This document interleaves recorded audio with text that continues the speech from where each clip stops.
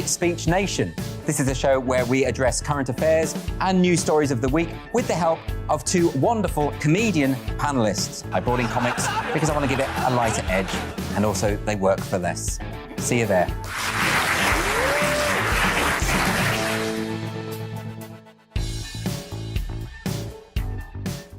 Hi there, it's Stephen and Anne.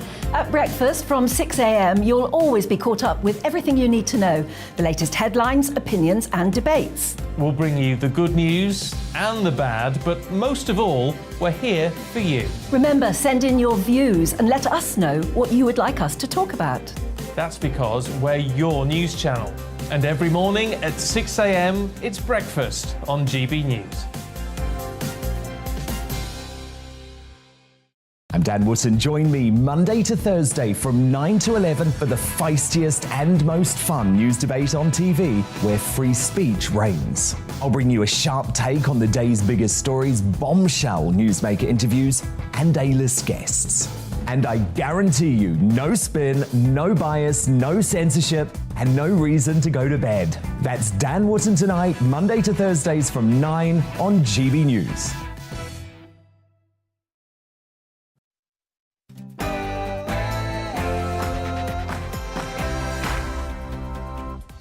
And welcome once again to On the Money, where we're focused on the UK's cost of living crisis, helping you beat the squeeze. I'm Liam Halligan.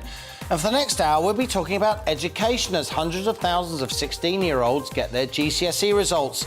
Their schooling disrupted by almost 2 years of lockdown.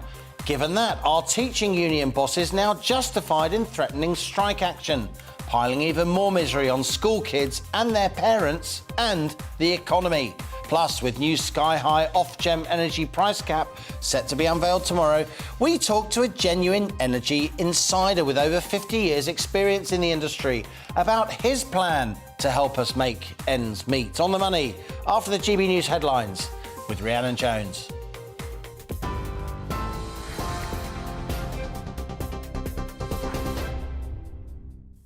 Thank you, Liam. It's 1 minute past one. Your top stories from the GB newsroom. Police have said they will not rest until they find the gunman that killed 9-year-old Olivia Pratt-Corbell in Liverpool on Monday in her own home, and have again appealed for him to hand himself in. Well, we can now cross live to our North West reporter, Sophie Reaper, who is at the press conference from Merseyside Police earlier. Sophie, what else was said? Well, there have been 3 murders in the last week here in Liverpool as a result of gun crime.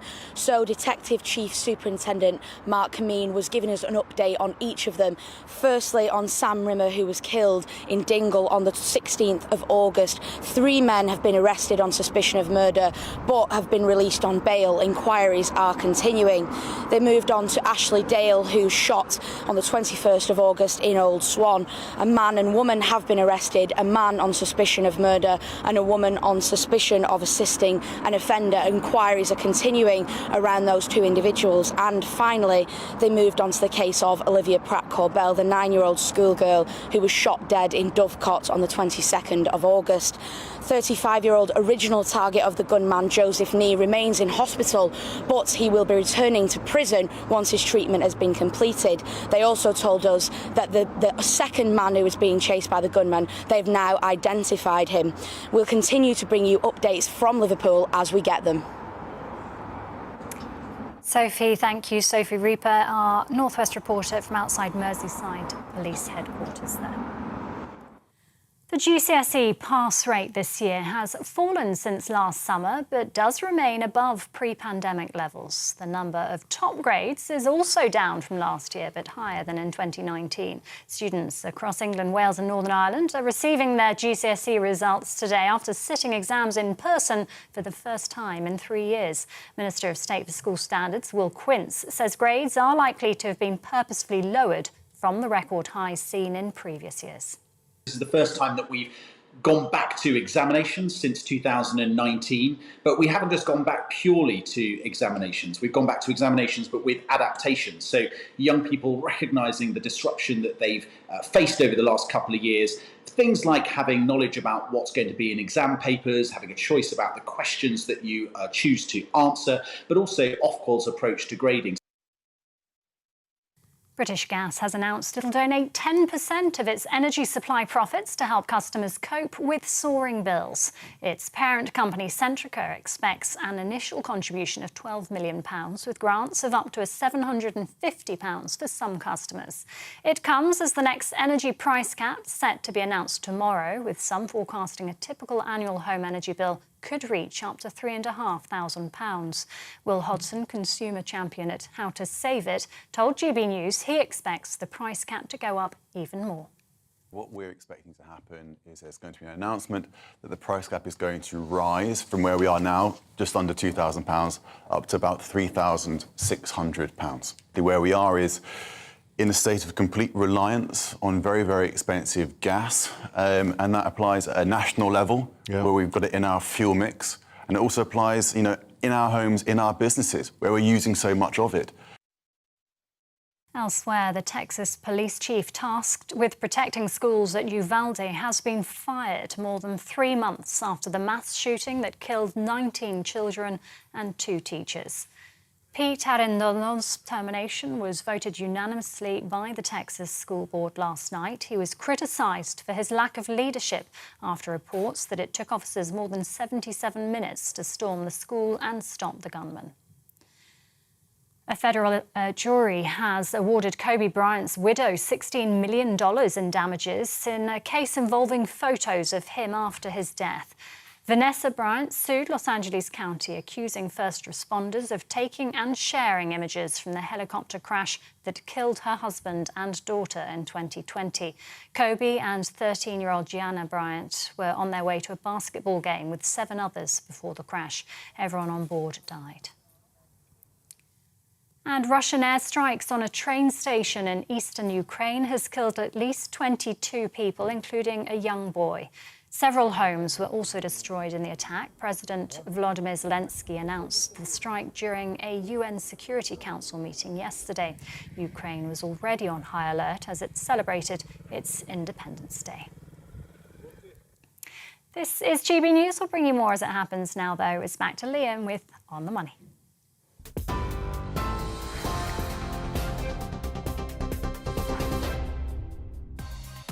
Coming up on the money today, GCSE results are out with fewer A-grade equivalents than last year, but with grades still up on pre-lockdown levels.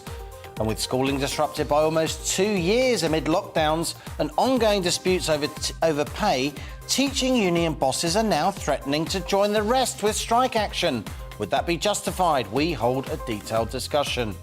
And fueled by ever-rising inflation forecasts and soaring energy prices, the costs of government borrowing are spiralling. What does that mean for the rest of us? Are mortgage and credit card interest rates set to go up even more? And Small Business Commissioner Liz Barkley now an On the Money regular. She's back in the studio to answer your questions as part of our commitment to help small firms. Plus, each day On the Money features an in-depth Money Talks interview. Well, today we meet Derek Lickrish. He's formerly chair of the government's Fuel Poverty Advisory Group.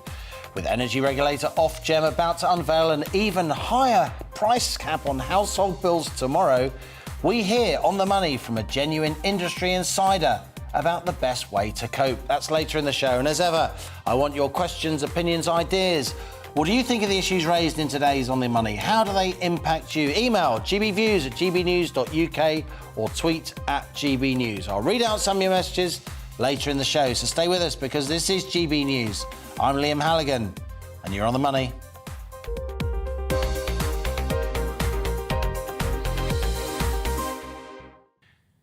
So it is GCSE results day, with hundreds of thousands of 16-year-olds having sat more than 5 million exams between them, receiving their grades this morning, including, as it happens, my son Ned. The number of A grades awarded, which these days means 7, 8 or 9 out of 9 in a particular subject, is down on last year. Exam regulator Ofqual says marking has been lenient to reflect pandemic recovery. And that's only right. This year's GCSE cohort had their education seriously disrupted by COVID over the last 2 years. And they're the first group to sit physical exams, even though it's them that bore the brunt of the COVID lockdown. This pattern of results is similar to A-level grades published last week. The number of A-grade equivalents in 2021 was 28.9%. The A-grade share this year fell to 26.3%, down on last year, but higher than pre-COVID levels. This year's GCSE students have had it tough. And if you've just got your results, whatever your grades, take pride in the fact that you sat these exams. And remember, we all have different talents. Exam results are just one somewhat narrow measure of success. And here's the thing. Kids of all ages have just had their education seriously upended.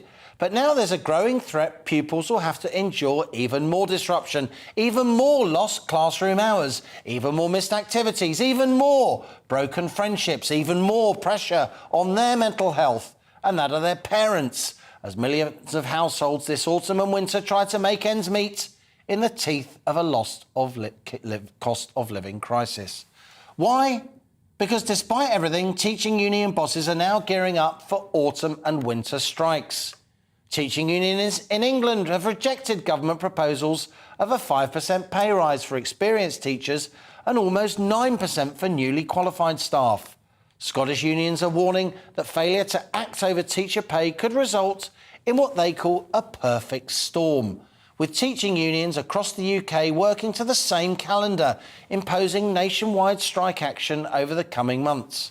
Really? A perfect storm?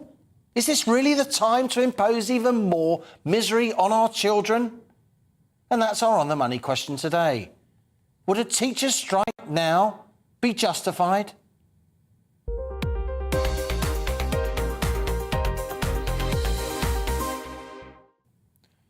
Grown-up conversations with people who really know their stuff. That's what we do here on The Money. Today we've got Tom Crombie, an experienced former teacher and CEO of My Online Schooling. That's an online teaching platform. And Kat Agostino, she's co-founder of Imagine Insights, advising young people on alternative education paths. A very important voice on a day like today when hundreds of thousands of kids have sat their first public exams and got their GCSE results. And in the studio, On the Money regular, Justin Urquhart-Stewart, co-founder of Regionally. Tom, let's go to you first. Now, look, I realise this is a pretty political question. It's not really, what you want to talk about, I imagine. So just give us an outline. Would you understand that quite a lot of the public would be pretty miffed, to say the least, if we saw teacher strikes this autumn? Good afternoon, Liam. Thank you for having me on. I think you highlighted it very, very well there. Our young people have gone through two of the toughest years that they would ever experience in their education history. We have got A-level candidates receiving grades last week that had sat exams for the very first time. We've got GCSE students today opening envelopes that have gone through two of the toughest years. We are now back to a stage where young people are back in the classroom. We've had mass teacher absence. We've now, we hope, got teachers coming back for the new school year in a couple of weeks' time, and we do not want to see any further disruption. We don't want our young people to be impacted any further than they have done. I'd like to pass on a huge well done and congratulations to all candidates opening up exam results, whether they're the results you were expecting or not. You've done the most incredible job over the past 2 years. I think we've built a very resilient team of young people, and we want to be able to start the new academic term, as I said, in a couple of weeks' time with positivity, and we want to ensure that our young people are not going to have any further disruption to their learning. Well said, Tom. And just before we move on to Kat, Tom, your basic view is that our exam system isn't really fit for purpose anymore. It needs to change. There's research showing that 6 in 10 parents with children in years 10 and 11, that's the two GCSE years, think the exam system needs updating. Why do you think that? Liam, the exam system was built in the 19th century. We're in 2022 and we're not preparing our young people for tomorrow. We're not preparing them and embedding the skills that they're going to need for life in the 21st century. The exams are down to a high stake, one day sat in an exam hall to prove to future employers, to colleges, universities, that over that one day, that one exam hall experience, that they have everything that they're going to need. It's simply not the case. I think what we would do better is to assess young people over a period of time. We have the technology to be able to do that, to be able to look at performance over a sustained period as opposed to that one high stakes time. But I think the other key thing is a closer look at the whole education system and indeed the curriculum and what our young people are learning in the classroom. Is that really preparing them for the world of tomorrow? Kat Agostina, let's bring you in here. I think it's great that we are on GCSE results day saying to kids, however they did, you did the exams, it was really tough. You're the first kids in a couple of years to do physical exams. 15 and 16, they can be tough years for kids. Tom's outlined a new revised vision of exams. You've got some alternative ideas too, haven't you, that you've been developing with colleagues at Imagine Insights? Yes, that's correct. And I really agree with Liam on that point in terms of the things that should be taught during school. We are a market research platform for young people aged 16 to 27, and we provide opportunities for them to feedback about brands. But what we also do is enable people to gain those other skills such as communication and structuring digital knowledge and other areas that can help them into the world of work. And we truly believe that if young people have access to other courses or information during their education and access to paid work opportunities as well, that can help to open the doors in their future, be whatever education path they decide to take.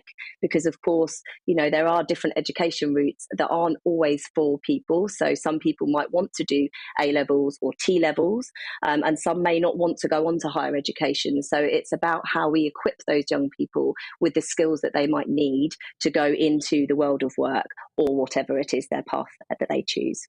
Now, Kat, it strikes me it's a theme we often discuss here on The Money, getting kids ready for the world of work, whatever they choose to do in their life. We're not very good at vocational training in this country. A lot of people cite the German system where apprenticeships and hands-on teaching, learning is much more kind of socially valued in many ways. So tell us about these T-levels. A lot of kids, a lot of parents will have heard about T-levels, but they won't really know what they are. What are they, and how do they provide a path for people post-16 who may think A-levels and university isn't for them? Well, T-levels they provide more vocational skills, and that can help young people so it can help them into apprenticeships. They can still go on to higher studies if they want to do that, or they can help young people into employment. So it's a different route to the traditional A-level path for young people. And I think what's really important to note is that there are so many other opportunities, whether that is T-levels or A-levels or whatever these young people would like to consider. There are lots of different routes available, but it's our job and it's for us to talk about on these platforms that show the wide range of things that are available to young people. And there are lots of courses, there are free courses, there's lots of organisations offering lots of different information about the different routes in addition to T-levels for young people to explore. Justin, let's turn to you now. We've got two very experienced educationalists. I think it's really bang on that we are talking today about alternative paths for kids, reassuring kids that however well they've done well. So putting that to one side, though, let's just turn back to the question I posed at the top, because I am really worried about this. I'm really worried about, the hundreds of thousands of ghost kids that we've lost, kids that stopped going to school during lockdown and haven't turned up again. No, it's been quite astonishing. I mean, I'm actually very frightened. If I was actually a school kid going through that, the rules have changed. Yeah. It's bad enough having enough stress taking exams and building up to that. I think Tom's absolutely right in terms of that one day when you take your exam, that roll of the dice, and you may not be feeling very good. You may be all sorts of issues. You may have had an argument with your parents. You may be worried about something, and suddenly that wrecks it all. Also, and I think the other point your guest brought out well is the work has changed. when I was coming through education, maybe you would go off and be a lawyer, an accountant or something like that, or work for a large corporation. That's all changed. Large corporations are changing now. You'll be working on your own. Suddenly, no, being a lawyer isn't so interesting anymore. Accountancy never was.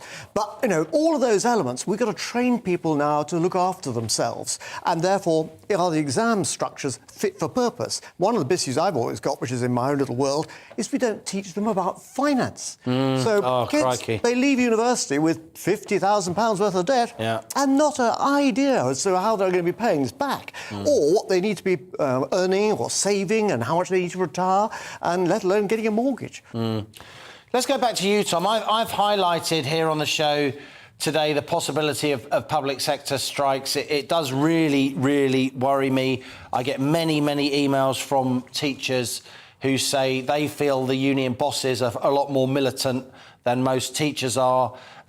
Teaching union bosses, they're welcome to join me here on The Money to argue their case. But do you think this experience, Tom, of lockdown over 2 years, the fact that people like you and Kat are now on the national airwaves discussing alternatives to exams, the fact even that former Prime Minister Tony Blair is saying that the exam system is no longer fit for purpose, do you think there is going to be a sea change in the coming years about that rite of passage that we put our 16-year-olds through, our 18-year-olds through? I think what the pandemic has done is it's brought a lot of conversations, debates that were potentially, and indeed changes that were potentially going to happen 5 to 10 years down the line. It's brought them forward, and it's allowed us to see that there are things that can be done differently. I think throughout the pandemic, we saw people innovate. We saw really positive changes in so many other areas. We need to hold on and harness these changes and bring these forward to today. So I think the conversations around education reform and exam reform are being talked about now more than ever. And I think this is the time that we absolutely need to do it. I completely agree with Kat and Justin on their points that we need to be equipping our young people with the skills that they're going to need tomorrow. Much of what the curriculum teaches is not necessarily going to be what they're going to be utilising in the workplace. The world of work industry is moving at a faster pace than ever before, and the school system is not keeping up. We need to be ensuring that there is an exam system fit for purpose. We also need to ensure that our young people are learning the skills that they're going to need and have the opportunity for choice. We are an online school and we provide a different alternative pathway to education. And I think that's what this is about. It's not a one-size-fits-all. We need to give our young people the choice of the way that works for them in terms of how they learn and the different pathways to achieving whatever success looks like for them. Tom, let me just give the last word to Kat Agostino, if I may. Kat, in a nutshell, we're pressed for time. Your message to kids opening their GCSE results today. They didn't do as well as they thought they did, but they know they've got talent. They know they want to do something with their lives. My message is, whatever your result, there are other options. There are other opportunities for you. Also follow your passions and have a look to see what is available to you so that you can explore different options. And I really, really believe that there are other things that you can go on to do. Personally, I didn't go to university, so I'd like to encourage people that you can still go on to achieve great things. Thank you to Kat Agostino and Tom Crombie, two fabulous panellists. We'll enjoy having you back on The Money in the future. This is On The Money with me, Liam Halligan. After the break, we'll be heading over to Mountbatten School in Hampshire. That's where our South West of England reporter's taking a trip down memory lane to his old schoolyard, joining hopeful pupils at crunch time. Stay with us. You're On The Money.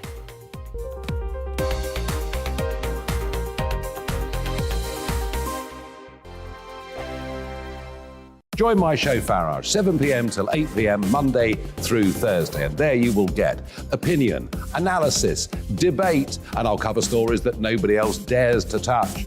You've been cancelled. Join the club. Oh, my goodness me. And then for the last 15 minutes, talking pints. We're over a drink. We have a civilised conversation with someone. We very often disagree, but we do it in a grown-up way. Come and join me on Farage.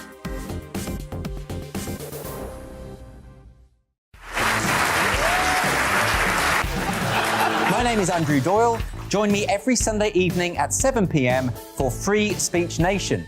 This is a show where we address current affairs and news stories of the week with the help of two wonderful comedian panellists. I brought in comics because I want to give it a lighter edge, and also they work for less.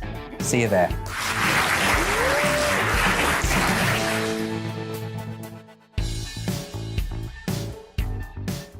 Hi there, it's Stephen and Anne.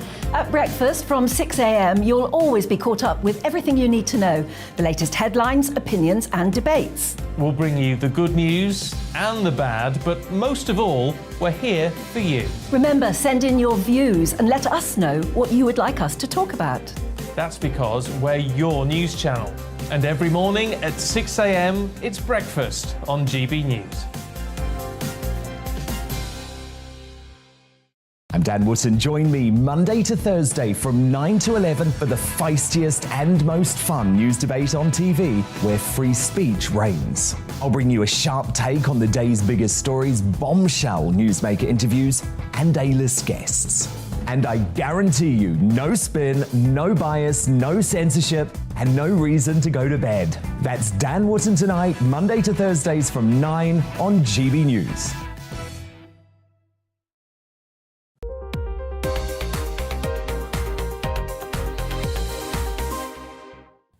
Welcome back. It's 1:24. You're on the money. It is GCSE results day. Hundreds of thousands of teenagers across Britain unwrapping their exam results this morning after 2 years of disrupted schooling due to the COVID pandemic lockdown. Jeff Moody, our South West of England reporter, he was with some brave students willing to open their results on camera at Mountbatten School in Romsey. Now, that's where Jeff himself went to school not so many years ago. He was reliving some of his own nerve-wracking memories.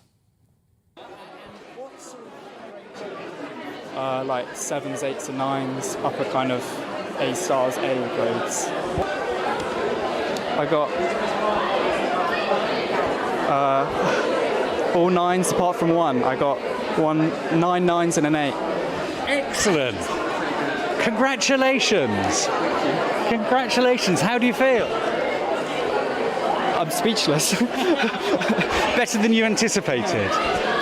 Congratulations. So what do you think you'll go on and do now? Well, I got to do my A-levels first, but hopefully... I can't believe it. I actually can't believe it. What are you hoping to get? Honestly, I'm just hoping to pass, if I'm being honest. I've had a very tough year, if I'm going to be honest, so I didn't actually expect to do my GCSEs this year. I got an 8 in English language, an 8 in English literature, a 9 in history, a 7 in maths, 8 in geography, a 9 in religious studies, a 7 in biology, a 6 in chemistry, a 6 in physics, and a 6 in Spanish. So not only have you passed them all, you've done really, really well. Thank you so much. Are you pleased? Yeah, I am actually really pleased. I never expected this. Oh, congratulations, that's fantastic news. Jeff Moody there, and if that doesn't make you smile, you got a heart of stone. Now, financial markets are betting that the Bank of England could more than double interest rates by May next year as concern mounts about further rises in UK inflation. The shift in expectations, which suggests interest rates could reach 4% in May, compared with 1.75% today, are among the biggest swings in recent years, fuelled by those ever-rising inflation forecasts, not least due to soaring energy prices. The costs of government borrowing are up by more than 1 percentage point in a single month. That's the sharpest increase since the early 1990s. Well, Justin Urquhart-Stewart is still with me. Justin, you are very much an expert in financial markets. We often talk about many things here on The Money. Important that you and I focus on this moment. What's happening in the money markets, the gilt market, the market for government debt, that GB News viewers and listeners should care about? The government debt, bear in mind, it is actually the government being able to have that balance between what it's getting in and what it's spending. And therefore, it's running an overdraft. How does it fund it? Goes to the market to do so. And it does so by selling it, well, to overseas investors who like Britain, some of the big institutions doing that, and also to actually itself with quantitative easing, this rather perverse mechanism they've actually got. Now, government debt has always been funded whereby you actually get a level of return, you get a coupon, sort of like a dividend twice a year, and so you seem to be a solid return coming through. However, about 15 years ago, one G. Brown Esquire persuaded Mr. Blair that actually a good idea, we start having some, maybe why don't we just having some index-linked debt? Linked to inflation, then. Linked to inflation. Well, inflation's been up 2%, 3%. Now, potentially 14, 15, 18%. And the government's got to pay that extra interest. Absolutely. So, how much are we paying for this? Well, round about last year, it's been round about between 45 and 50 billion a year. So that's roughly what we spend on defence in debt interest. Yeah. Money down the drain, effectively. Just gone, yeah. And so you sit there and think about, hang on, that's all the Navy, the Army, the Air Force, just on overdrive. But that's going up sharply now. Now we actually look at the calculation. But this year is likely to be close to 100. Yeah, astonishing. That's bigger than the education budget. On debt interest. Yes. On debt interest. And there you are, because you've locked in a proportion of it, actually going in on inflation. A lot of people say, I often hear this in pubs, actually. People talk to me, oh, Liam, don't worry about the national debt. We can just, a bit of inflation and it disappears. But when the debt itself is index-linked, inflation makes the debt worse because you have to service the debt with that inflation baked in. OK, that's the fiscal picture. Now let's bring it on to what that really means for individuals.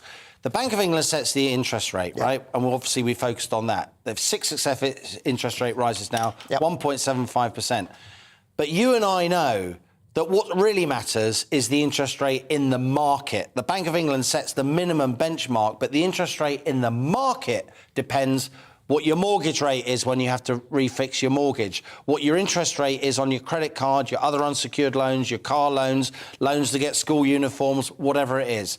What's going to happen? Well, what's going to happen there is actually, do those lenders actually want to lend?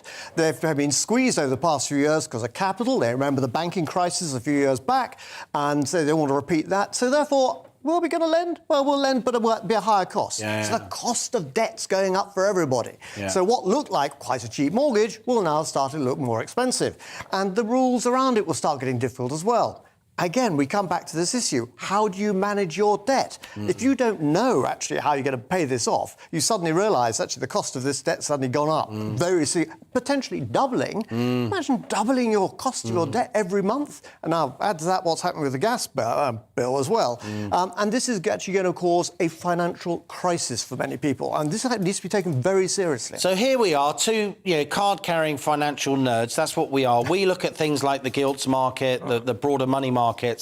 This seems irrelevant to most people. It's the kind of stuff you read in the Financial Times, for instance, but it really imposes on real people's lives. Now, yesterday we had an excellent financial commentator, Paula John. She was on and she was saying maybe people can consolidate their debts. If you've got lots of different debts, one company can consolidate them. You have a lower outgoing each month, but you pay that outgoing for longer. You have to be careful with those consolidation loans, though, sometimes, don't you? But the main thing is to just not stick your head in the sand. Do something about it. Yeah, I do. Good old-fashioned financial planning. If you were setting up a business, you'd have a business plan. Actually lay out what's going to happen, how much capital you need, how much you're going to spend, do you need to borrow it.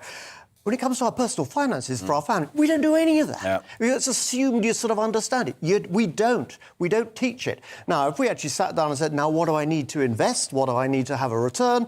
Then we can teach people about, well, you need some gilts, because that's going to give you a return over time. You're going to have equities, and you'll be in a property as well. You have a range of different asset classes, which will give you an average return. And during times of high inflation, you'll have some things which will give you even return during that.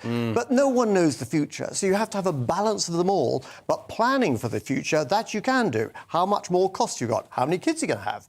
Do you have to actually manage that mortgage? Can you pay that mortgage off? And all those variabilities. It's not easy, but when you're doing it, when you're blindfolded, because we didn't tell people what to do, that's just dumb of us. And that's part of our industry as much as anything else. And the main message here is, you and I are looking at the financial markets, we're looking at the money markets, and it's pretty clear that whatever the Bank of England does, borrowing costs are going to be going up. Not an easy message to hear, but it's better to be gloomy than to be wrong. Absolutely. Justin Urquhart-Stewart there. Coming up, today's Money Talks interview is with Derek Lickrish. He's got over 50 years' experience in the energy industry and an MBA for services to helping the fuel poor. He'll be shedding light on Ofgem's energy price cap announcement tomorrow. That's after the GB News headlines once more with Rhiannon Jones.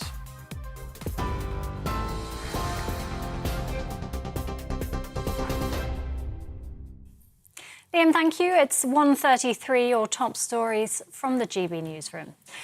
Police have said they will not rest until they find the gunman that killed 9-year-old Olivia Pratt-Corbell in Liverpool on Monday.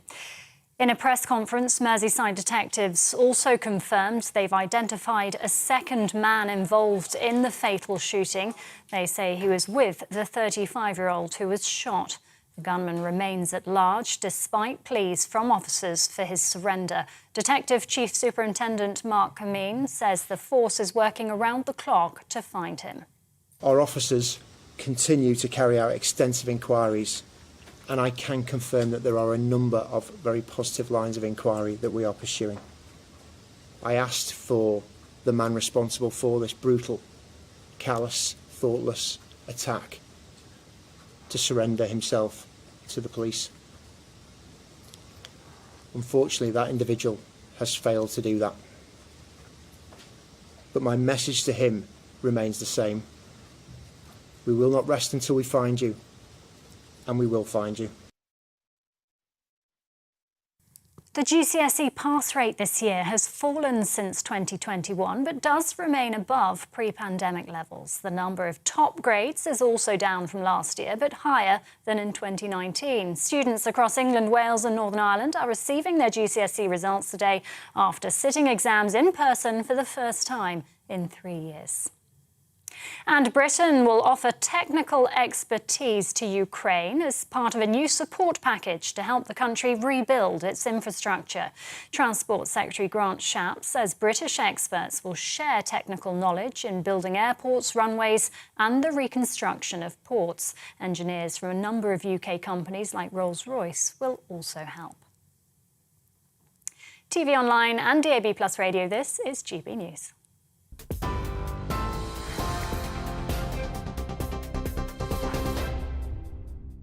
Direct Bullion sponsors the Finance Report on GB News for gold and silver investment.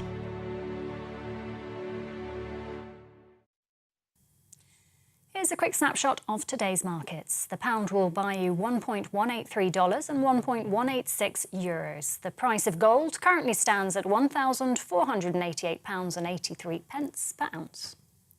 Direct Bullion sponsors the Finance Report on GB News for real-time investment. Join my show Farage, 7 p.m. till 8 p.m. Monday through Thursday, and there you will get opinion, analysis, debate, and I'll cover stories that nobody else dares to touch. You've been cancelled. Join the club. Oh my goodness me. And then for the last 15 minutes, talking pints. We're over a drink. We have a civilised conversation with someone. We very often disagree, but we do it in a grown-up way. Come and join me on Farage.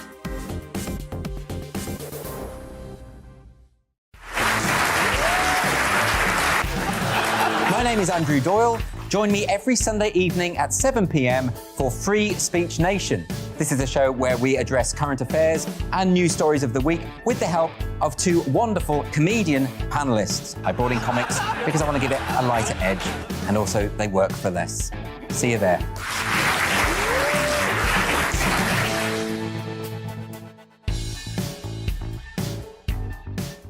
Hi there, it's Stephen and Anne.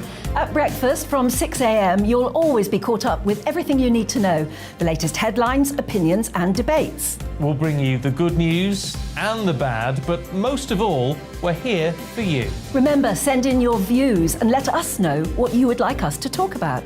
That's because we're your news channel.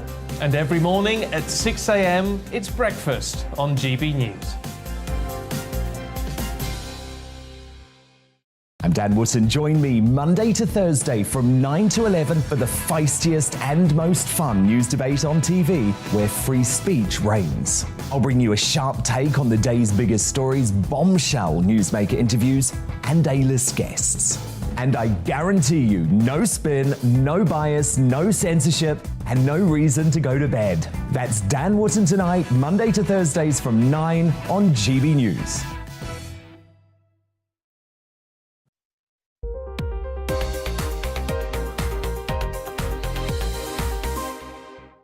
And it's 1:38, you're on the money with me, Liam Halligan. Now, as this show so often highlights, Small firms are the engine room of the British economy, accounting for half of commercial activity and 2/3 of all jobs. But many entrepreneurs are suffering from late payment issues, from overregulation, and now, of course, from even higher energy bills. So back in the studio to answer all your burning questions, we have the Government Small Business Commissioner, Liz Barclay. Liz, great to have you with us today. Let's have a look at some of the questions that GB News viewers have emailed into us. Deb says, I'm owed thousands of pounds by a customer and getting nowhere. We're a small firm with just a few employees and I'm struggling to sleep while worrying about this. It could be the end of the business. The customers are rumoured to be shutting down. Where do we stand? Liz, late payment, trying to get your money. It's a key theme of your work as the Government Small Business Commissioner. Yes, and it's a key theme that we're beginning to hear more of, which is really worrying. You always bill me as answering the questions that small business have. I wish I had the answers to all the questions. The biggest problem is that we are seeing businesses waiting to be paid and waiting to pay their suppliers until they get paid. And that is lengthening ever so slightly, but it's starting to lengthen. But we're also seeing bigger businesses offering work to their smaller suppliers at extended payment periods. So where they used to pay in 60 days, they're now offering to pay you in 90 days or offering to pay you in 120 days. So it's getting harder and harder for Deb and people like her. And this really worries me, the mental health issues that come along with lack of sleep. Now, Deb is worrying about her few employees. But for every employee, there's a family behind that. And that family is struggling with the cost of living crisis. And it's often the company at the end of the chain that has to pay their employees because they know them. They're small businesses, your employees, they're often family or like family, aren't they? Yes, absolutely. And yet the small business itself isn't getting paid. Yes, and I remember somebody saying to me last Christmas, this is 25 employees that have families who are going to struggle to get through Christmas. And so I'm worried about the fact we talk about the cost of living crisis, but not the cost of doing business crisis. And there definitely is one there. However, Deb, I would say to you, if we can help you, we will certainly try to help you to chase that up. If a firm's going bust? If a firm's going bust, it might have assets, there'll be a bankruptcy. Where do, small business suppliers to that firm stand in the sort of creditor staircase, as it were? Well, you are on a staircase. When the firms go bust. Yes, and you're the banks, they get their money, don't they? You're on a staircase. HMRC gets their money. You're on a staircase and you're probably quite low down the rungs of that staircase. Now, the question is, if this business does go bust and shuts down, will there be any money there? Are there any assets? Are there any premises? Is there any equipment that can be sold in order to pay off the creditors? The amount of money that's in the pot at the end of the day is the question. Let's say you're owed 25 grand and actually when the company's wound up there's only 10 grand in there, then everybody's only going to get a tiny amount of money. So we don't know until we know the details of this. But make sure the administrator of the winding up knows that you are owed money. So find out. Put your hand up, jump up and down. Absolutely. Let's go on to our next one. Stuart got in contact to say to Liz Barclay, months ago I was contracted to fit meters into a small number of houses once we got to that stage. Now the developer wants me to do the work, but the parts alone now cost more than the contract is worth. I've been trying to renegotiate better rates, but the developer refuses. I'll be doing the work for a big loss. What's the situation if I just walk away? This is inflation, isn't it? You set a price, and yet when you actually get around to doing the work, the cost of the components is more, the cost of the labour is more. The value of the money you get is worth less. And the question is, when did Stuart take this contract? Because if you were contracting to a small developer, how long has it taken to build the houses? It could be 2 years ago since you put a price on this. And of course, over the last 2 years, inflation has gone through the roof and the cost of materials and importing and everything else has gone up for small businesses. What happens if you walk away? You have a contract. The developer might pursue you to try to get you to deliver against that contract. But you can't, because you haven't got the money to pay out for the parts, probably. It's not clear from this email, unless I misunderstood, whether he was prepaid or not. No. That would be a key element. We'd really like to know whether that were the case. We don't deal with construction, and this is construction, but there is an arbitration scheme for businesses in the construction sector, which is why we don't Right, okay. Because it's notorious in construction. You got chains difficult. Yes, and of course everybody's my family ran a small building business when I was a kid. That's why I got interested in economics. Yes. These supply chains in construction, these creditor chains. But we do know that in the construction sector, people are trying to negotiate renegotiate contracts at this point, saying, look, the materials have gone up, and there are quite a lot of developers digging their heels in. I guess it's worth saying, aside from Stuart's case, if you are doing a contract, you're a small person negotiating with a big person, get in that contract, index link, quotes, brackets, allowing for inflation. Absolutely. Try and keep the actual price flexible. Try to cover yourself, but also try to get paid up front for the materials that you're going to need to use, because you can't afford to buy the materials and then they're there. If possible, but then, to be fair, you might get stuck with the materials. But you might be working on another contract in which you need, so it's cash flow. It always comes down to cash flow. Cash flow is king. Question is, if you did decide to deliver against this contract, where would you borrow the money from to get the materials in? Because that's getting tighter and tighter. And if you walk away, where is the developer going to get another person with the talent that you've got to deliver that contract? This really shows how inflation makes business so much more difficult. Here's a quick one from Jerry, just before we say goodbye to Liz. I've been given an offer for a new energy contract from the company I've been buying energy from for years. It's for almost 6 times the amount I was paying. This is going to bankrupt the business. We've got that Ofgem energy price cap rise coming in tomorrow, but as you and I so often say, it doesn't apply to small businesses. They're fully exposed to wholesale energy markets. Yes, and 6 times... Will that change? 6 times the amount that you're... I have no idea. I mean, you're the government small business commissioner. It's beyond your pay grade. It most definitely is. Can we just pretend you're Liz Barkley, the celebrated independent journalist? We can't, because I would have to get all the figures to think through what would be the best way through this. And I'm assuming that's what the ministers are doing. But I am talking to a small business owner that was paying £2,000 a quarter, now paying £10,000 a quarter. You cannot pass those increases onto the people staying in your hotel. Destroy the business. It will destroy the business. So it's all the more important for big guys to think we need to pay our small suppliers as quickly as we possibly can, because that can be the difference between cash flow and the small business surviving, and they're the talent that's delivering for you to help your bigger business grow. Liz Barkley, another tour into the undergrowth of business, not least as inflation rises. Extremely valuable comments. Great to have you on the show, as ever. Liz Barkley there, the government small business commissioner. And like Arnie Schwarzenegger, she'll be back. Time now for my daily interview series, Money Talks. Tomorrow does see that new energy price cap on the maximum amount utility companies can charge households on average. This new cap set by energy regulator Ofgem currently says the average household energy bill can't go above £1,971 a year. It's clearly going to be a lot higher when the revised cap is unveiled tomorrow, because wholesale gas prices, of course, have rocketed in the aftermath of the war in Ukraine. European gas prices up 45% in August alone. Industry insiders are warning half of UK households could be plunged into fuel poverty this winter. That's when your energy bill swallows over 10% of your income as prices spiral.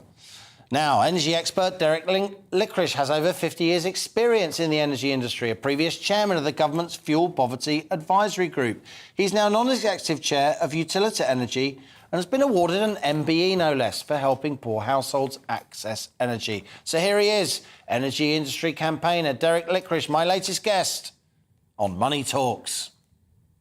Good afternoon, Liam. Thank you for having me.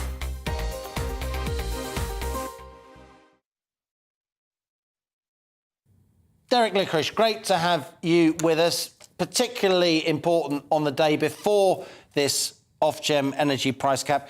Let me just put something to you that I was discussing with my friend and GBNews colleague Gloria De Piero in her show between 12 and 1. There is a bit of hiatus. There is this ongoing Tory leadership contest. The government is kind of on ice at the moment. I think we should reassure viewers and listeners that at some stage there will be additional help for households who will struggle with higher fuel and energy bills this autumn and winter. yes, we are aware that there is going to be some help. The trouble is we don't know what it's going to be. And I'm really concerned that it's not going to be enough, because we hear quite a bit about tax cuts coming for people. And I remind you that someone who is living on benefits, they don't pay any tax. We have about 4 million households that live on less than £12,570 a year. They don't pay any tax, so tax cuts won't help them. We need direct help, and not just residential customers, but businesses too. This is a massive, massive problem. And as I just heard from your previous piece there about businesses, we heard of some companies there who'd seen a 6-fold increase. I can tell you that some companies coming off fixed price deals are looking at a 10-fold increase. So if we're not careful, we're going to see so many businesses going broke, so much mental stress and torture costs going on to the NHS, unless the government decides to freeze energy bills at their current levels, and that we don't proceed with the new tariff cap, which is coming in on the 1st of October, which is going to be about £3,600. And if I could, Liam, just correct something you said earlier. You said that people's bills won't go above £1,971. That's on average consumption. All the price caps are based on average consumption. So if you use more than average, your bill is higher than that. So the price cap doesn't actually fix a level for all customers. It varies. And of course, as you've rightly said, it doesn't fix the price for business. And I'm very worried about all sectors of the economy with these rises. And as yet, I'm sorry if I'm banging on a bit, but last July, around the executive table, where I'm a non-executive chair, and as you pointed out, we were very concerned that gas was trading at £1 a bucketful. I won't go into the technicalities, but £1 a bucketful. Today, I've been having a discussion because we've exceeded £8 a bucketful. This gas crisis is nowhere near over. And of course, as yet, what people don't take on board is the fact that when we enter the winter, that's when we'll see prices, in my opinion, and I don't want to be judged a scaremonger, will go even higher. Because at the moment, it's the summer. Gas consumption is relatively low. And we all know that Putin cannot be relied upon in what he says and what he does. And if he starts squeezing the gas pipe a bit more, I believe we ain't seen nothing yet in the terms of where gas prices might go. Well said, Derek. And of course, you're completely right to point out that we are talking about caps on average household bills. It's a kind of a strange concept. Almost all journalists fail to point that out, and quite right. You bring your expertise to the table and make that crystal clear. There are many ways that we can provide assistance, isn't there? You were just mentioning there a policy that Keir Starmer suggested to kind of freeze the price cap where it is. But of course, you can't freeze the wholesale price. The government would then have to pay the difference. Another way would be to potentially give households money, grants, loans, so they can pay those higher prices. Another way, the energy industry itself now is saying to the government, give us the money, we'll absorb the cost with your help, and then we'll impose that cost on households gradually over the years in order to try and smooth. Liz Truss's team, she's almost certainly going to become Prime Minister. Let's hope, fingers and toes crossed, they're working on some kind of scheme. Is that what you're hearing as an industry insider? There is some kind of scheme in the works? There is a very big scheme in the works, and there are a lot of nuances to this, which people will have to start getting their heads around. I mean, the solution we favour at Utilita is that all prices should be frozen to all customers before the 1st of October. And yes, there's an eye-watering sum of money involved in that, and it's around 100 billion a year for freezing energy prices until we can get ahead of the problem. So when I talk about getting ahead of the problem, we have a price cap that's in place at the moment, which is 1971. And the price cap coming in from October is going to be about £3,600. But then the price cap that comes in on the 1st of January will, according to our analysis, be about £5,200. So we have to get ahead of this problem and get ahead of this problem quickly. Now that 100 billion, yes, it sounds a huge amount of money, and it is a huge amount of money. I heard Boris Johnson talking yesterday about the Ukraine war. He was over there and saying, that how our high energy prices are the prices that we are paying while the war is as it is, and we support them. But I'm anxious about how longer we can garner that support of everybody. And he said, it's a war. Well, we understand it's a war. If you look back to the borrowings of the United Kingdom for the Second World War, just as an example to see how much we borrowed back then, the national debt back then was 240% of GDP. It was a very high figure because we had 120% of that was due to the First World War. It was about £1 trillion in today's money. And the net borrowing on a percentage basis to fund that debt was about 25%. Now, if you look at the national debt today, it's about 85% of GDP, and our net annual borrowing to fund that went from 2.5% up to 15%, and that was it was increased because of what we did to COVID. We would have to add to that figure about 4.6% of net borrowing on a percentage basis to fund that additional £100 billion. And if we don't do that, I can't see many businesses surviving through what is going to be an earthquake in terms of their increase in their costs, and for households too. The Derek average English, salary... We've got to leave it there, I'm afraid. You've put a very strong case forward. You are somebody of huge expertise and authority in this area. You put a very strong case there for more borrowing to help households and firms, as you rightly point out. Derek English there, Non-Executive Chair of Utilita Energy Industry Campaigner. You are my latest guest on Money Talks. I want you back on the show very, very soon. But for now, we have to leave it there, I'm afraid. A jam-packed show, many, many emails. On debt, Trevor says, with inflation rates possibly set to soar inexorably towards 18% in 2023, I fear interest rates will hit at least 10% before too long, bringing even more untold misery to millions. On GCSEs, Will said exams are extremely important. They're similar to job interviews. Pressure's something we all have to deal with, even as teenagers.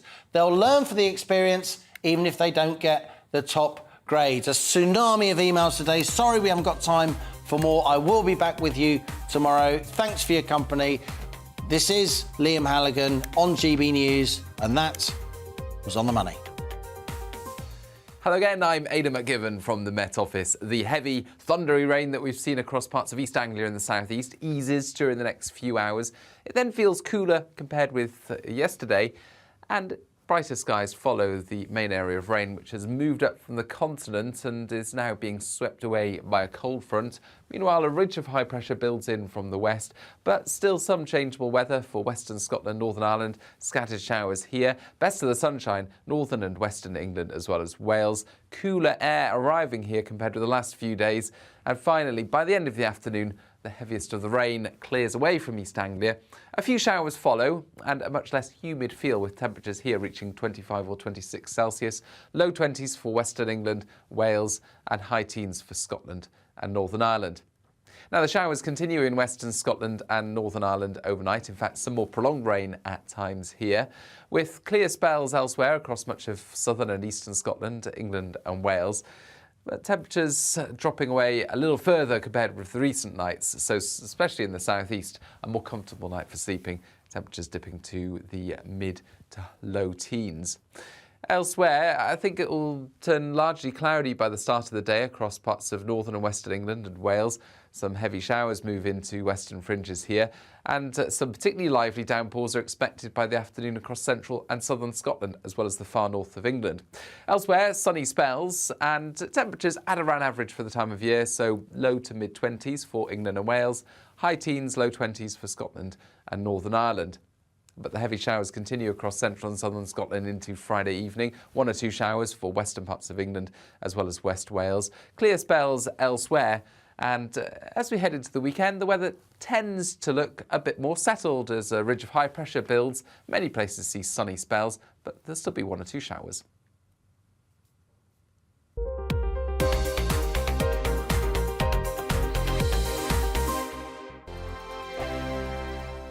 Join my show Farage, 7 p.m. till 8 p.m. Monday through Thursday, and there you will get opinion,